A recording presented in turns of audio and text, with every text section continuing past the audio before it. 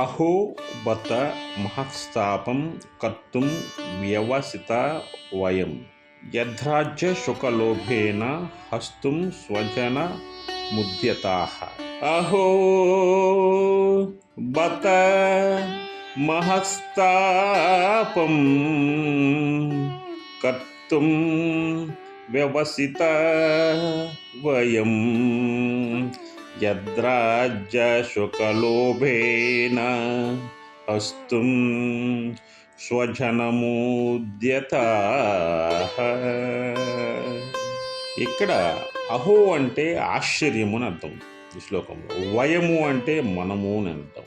రాజ్యసుఖ లోభేన అంటే రాజ్యసుఖం కోసము అనే రాజ్యం యొక్క సుఖాన్ని అనుభవించడం అనే ఒక ఆశ, రాజ్యాన్ని అనుభవించి బాగా ఆనందించాలనేది ఆశ అని అర్థం. అదేవిధంగా ఉద్యత అంటే ప్రయత్నిస్తమే.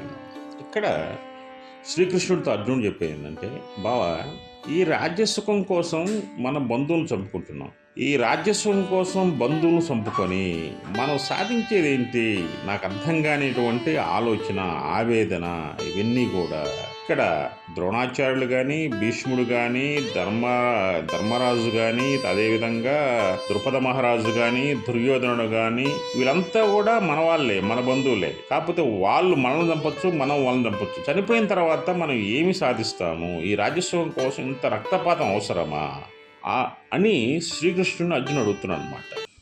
జై శ్రీకృష్ణ, జై శ్రీకృష్ణ, జై శ్రీకృష్ణ. ఇక్కడ శ్రీకృష్ణ భగవానుడితో అర్జునుడు చెప్పేది ఏంటంటే, కృష్ణ, కుల నాశనానికి అదేవిధంగా జాతి సంక్రమానికి ఈ రెండు కూడా యుద్ధం కారణమవుతుంది. ఈ దోషాలు శాశ్వతంగా మన జాతిని, కులాన్ని నిర్మూలిస్తాయి, నశింపజేస్తాయి. ఈ కుల ధర్మములు, జాతి ధర్మములు నశించిన తర్వాత మానవులకు శాశ్వతంగా నరకమే ఉంటుంది. మన పూర్వీకులు నరకంలోనే జీవిస్తారు. అదేవిధంగా ఇంత భయంకరమైన కుల నిర్మూలన, జాతి నిర్మూలన, స్త్రీలు విధవలవటం, స్త్రీలు సంక్రమణ జరగటం, అదేవిధంగా ఆఖరికి పెండం పెట్టేవాళ్ళు కూడా మనకు మిగలరు. ఇంత అన్యాయమైనటువంటి పనిని మనం చేయాలా? యుద్ధం మనకు అవసరమా అనేది అర్జునుడి యొక్క ఆలోచన. అది కృష్ణుడు తెలియజేశాడు. జై శ్రీకృష్ణ, జై శ్రీకృష్ణ.